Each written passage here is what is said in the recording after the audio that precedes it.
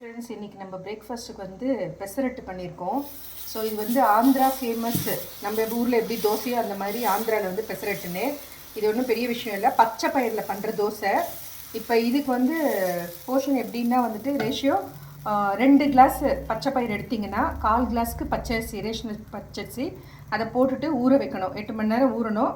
ஊற வச்சதுக்கப்புறமா நல்லா நைட்டு ஊற வைக்கிறீங்கன்னா காலையில் டிஃபனுக்கு வந்து நீங்கள் எடுத்துக்கலாம். இல்லை காலையில் ஊற வச்சா நைட்டு அரைச்சி உடனே வந்து செஞ்சு சாப்பிட்லாம். இது கூட வந்துட்டு வெங்காயம், பொடியாக கட் பண்ண வெங்காயம், அப்புறம் பொடியாக கட் பண்ண கொத்தமல்லி. இது இப்படி தான் நான் செய்யுது. ஆந்திராக்கெலாம் நீங்கள் போனீங்கன்னா உப்புமா செஞ்சு இது கூடவே வந்து மசாலா தோசைக்கு வைக்கிறாங்க இல்லையா, பழையம் அந்த மாதிரி வந்து வச்சு கொடுக்குறாங்க. கொஞ்சம் இப்படி ப்ரெஸ் பண்ணிக்கோங்க, ஏன்னா வெங்காயம் திருப்பும் போது வந்து தோசை திருப்பும் போது வெங்காயம் கீழே விழுந்துடும். இது டேஸ்ட்டும் வந்து சூப்பராக இருக்கும்.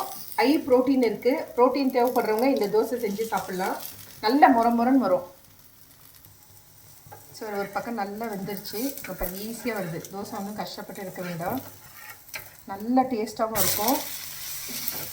பச்சைப்பயிறு இருந்துச்சுன்னா இந்த மாதிரி வந்து ட்ரை பண்ணி பாருங்கள். இது கூட வந்து தேங்காய் சட்னி விட கார சட்னி செஞ்சு சாப்பிட்டா அருமையாக இருக்கும். மிளகாப்பொடி, இட்லி மிளகாப்பொடியும் நல்லாயிருக்கும். ஸோ அவ்வளோதான், எடுத்துடலாம்.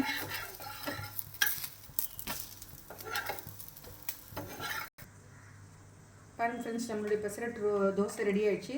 ஸோ இது கூட வந்துட்டு நான் கார சட்னி தான் ரெடி பண்ணியிருக்கேன். அதோட தொட்டுன்னு சாப்பிட்றதுக்கு அசத்தலாக இருக்கும். இன்னும் வந்து இது வந்து கருப்பு உளுந்தில் செஞ்ச இட்லி பொடி. ஸோ இது கூட வந்து நல்லெண்ணெய் சேர்த்துட்டு இதுவும் காம்பினேஷன் ரொம்ப அருமையாக இருக்கும். ஸோ நம்மளுடைய பெசரட்டு தோசை ரெடி. இந்த வீடியோ பிடிச்சிருந்தா லைக் பண்ணுங்கள். உங்கள் ஃப்ரெண்ட்ஸ் அண்ட் ஃபேமிலி மெம்பர்ஸ்க்கும் ஷேர் பண்ணுங்கள். இந்த வீடியோ பிடிச்சிருந்தா. Thank you friends.